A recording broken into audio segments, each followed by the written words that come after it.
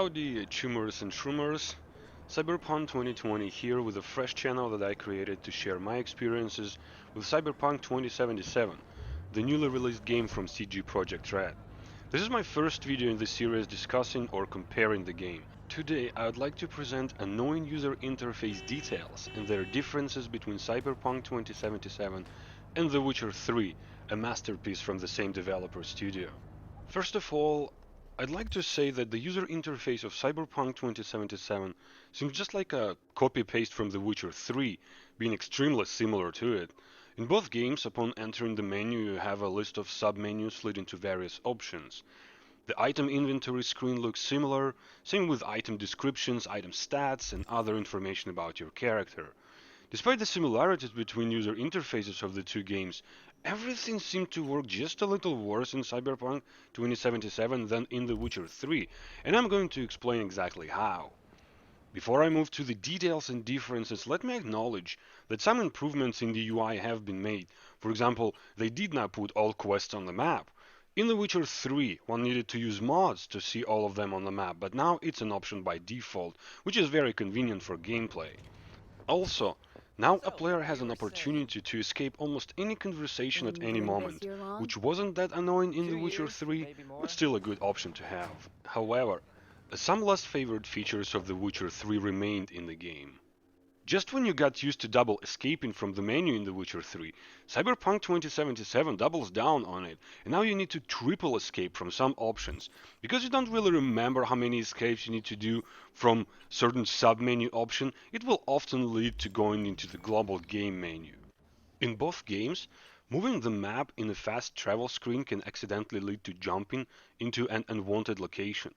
I did not notice this in my two runs of The Witcher 3 because the fast travel points are far apart, whereas in Cyberpunk 2077 they are very close together, and too many times I accidentally clicked on one of them when I was just moving the map.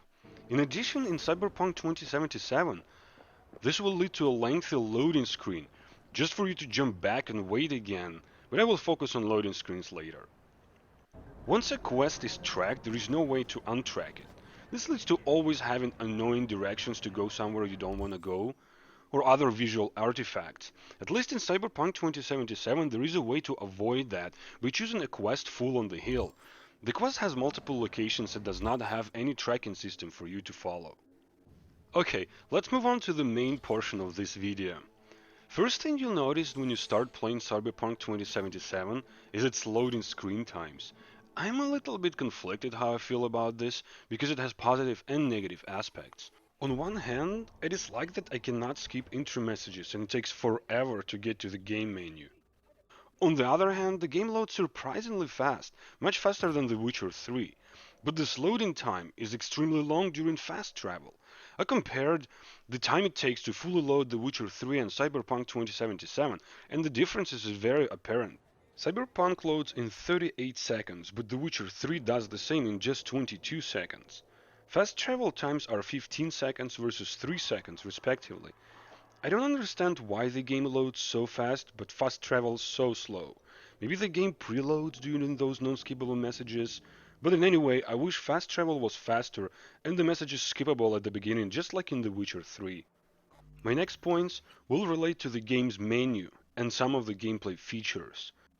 Once you start playing the game, you will immediately notice that for opening doors, picking up items and other important actions, instead of a familiar keyboard key E, the F is being used as a default. What will surprise you the most is that there is no option in the menu to change that.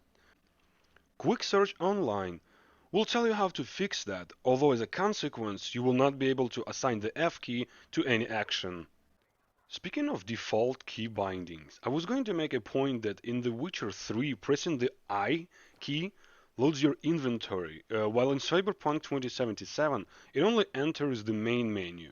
During making this video I learned that by default the I does open the main menu, while O opens up inventory. Not sure if it's the way of the future or CDPR just forgot somewhat conventional key bindings. Once you have finally set up your key bindings, you will notice that looting in the Cyberpunk 2077 world is a rather stressful experience. To pick up items, your center point should be somewhere in the vicinity of the item you want to pick up. However, to loot bodies, you have to be pointing precisely at the body, and pickup option disappears if you move just a few pixels away from it, which usually leads to spamming E until you pick up the item. Unless this is fixed, the auto loot mode, such as that in The Witcher 3, will be the only options for convenient looting. Another disappointment is that the WSE keys do not work to navigate menu like they did in The Witcher 3. I personally was a big fan of being able to browse menu options using only a keyboard.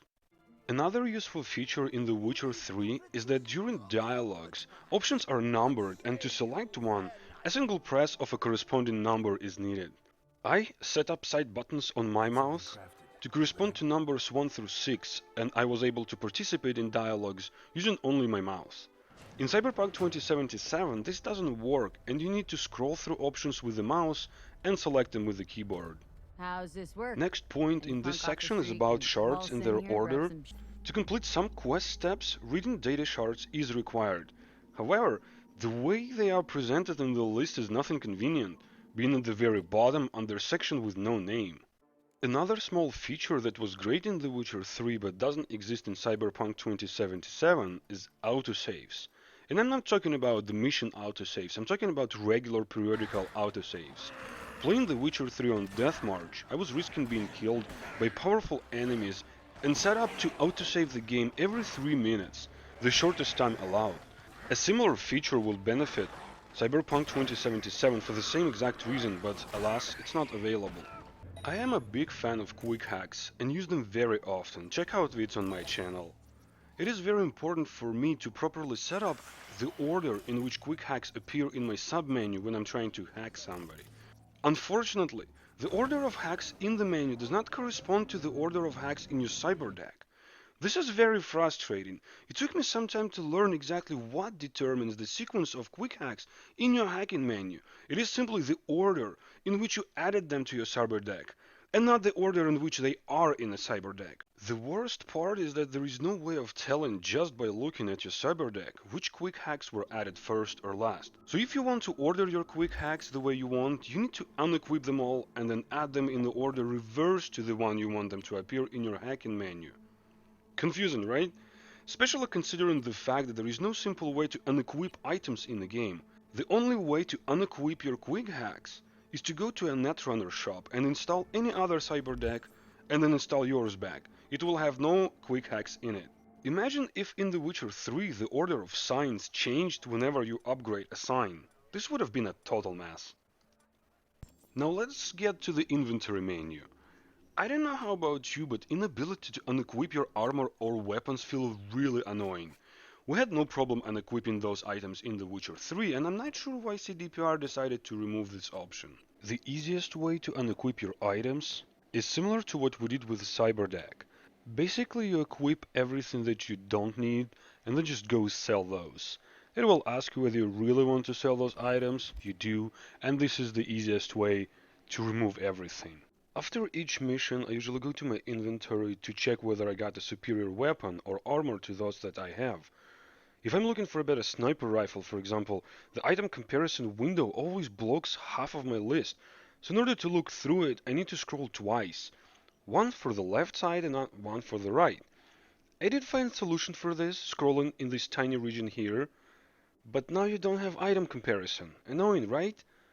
The inventory screen is the only screen in the game that I found not being scrollable outside of items pane. In other menu options you can scroll anywhere, as you can see here. Yet one more feature that got lost in translation is item comparison when browsing a vendor.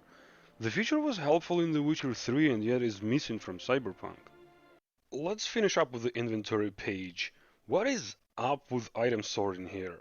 It works well with weapons, where you usually sort by DPS and keep the best ones. This does not work as well for armor, where ideally you want items to be sorted by their armor stat. Again, unfortunately this option doesn't exist, and sorting by any parameter in the drop-down list doesn't really achieve the needed effect. I was trying each of them and never have I achieved meaningful sorting for my armor pieces. I still resort to basically manually comparing every two items and removing the one that has a lower armor stat. This wasn't so much an issue in The Witcher 3 as you were using the same armor set for the whole game, whichever Witcher set you chose. In Cyberpunk, however, no such sets exist, and you will have to update your armor almost every mission because you will have better items available. Okay, let's move to the map. I am very upset that a very small but very useful feature such as custom markers was removed from Cyberpunk 2077. It was very convenient in The Witcher 3 to mark pretty much whatever you wanted, like a very strong enemy, interesting point that you wanted to return to, or just a good vendor, which location you keep forgetting. In the map screen, you can press tab to see where you are located, but you cannot press another tab to see where your mission is located. So no tab for Cyberpunk 2077. Perhaps users didn't feel like they need to locate your destination point, but I personally feel like this was a very helpful feature. When you go to fast travel screen, only the fast travel points are shown on the map, which is extremely unhelpful because you have no idea where you are going and no idea what is there. And even though you can change the layers with pressing Z, I see no reason why all of the layers and everything on the map should not be shown by default. Perhaps this is just because it makes the map look way too cluttery, which it is. What is worse, it's that it is being cluttered by destinations that you will never attend, like dineries and bars. Okay, so next point cannot be directly compared to The Witcher 3, because the speed at which you ride a horse is vastly lower compared to that driving a car, but the mini-map is so useless when driving. It does not zoom out like modern GPS navigators do, and if you drive with a high speed, which you will pretty much miss all the turns. Placing a custom waypoint on the map is sometimes a struggle because of the vertical development of the city. Map doesn't exactly know at which level you want to place a waypoint. But wait, you can unlock the map and use it in a free mode, where you cannot place waypoints. Also, while in fast traveling screen, you cannot place a waypoint, which was possible and useful in The Witcher 3. This is it for today, Chumbas. I hope you like my list. I do think that many of this can be fixed in the future. Please like and subscribe and let me know if I missed something or some points I made have easy solutions. See you soon and don't let the city swallow you.